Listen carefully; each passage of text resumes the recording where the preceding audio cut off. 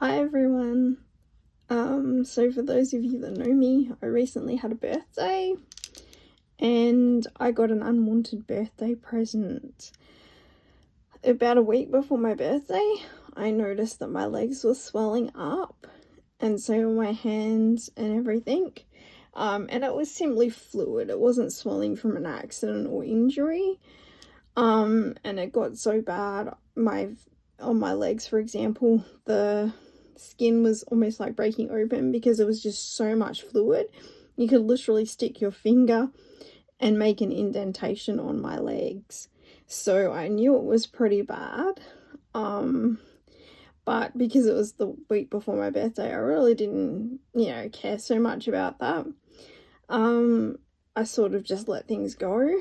But after my birthday, it was discovered that because I haven't been having my feeding tube and getting fed properly, it's now done significant damage to my heart, and we're all so pleased about that.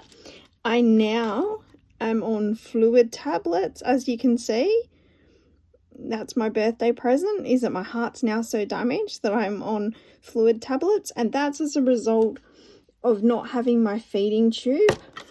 And so yeah, it's just as a result of not having good nutrition that I need through my feeding tube. So I'd like to do a big shout out to the doctors that gave me my unwanted birthday present.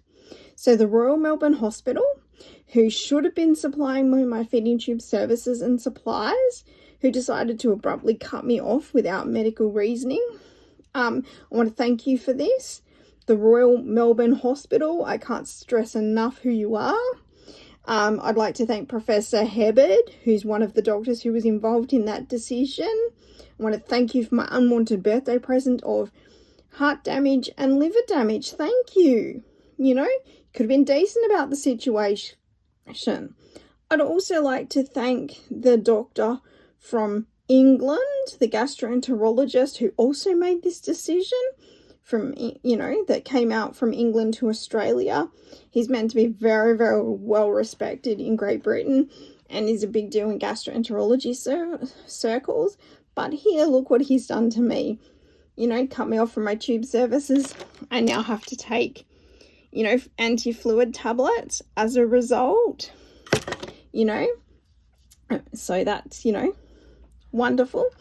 And there's another doctor who I would like to thank as well for helping in making the decision to cease my tube services, which has caused me to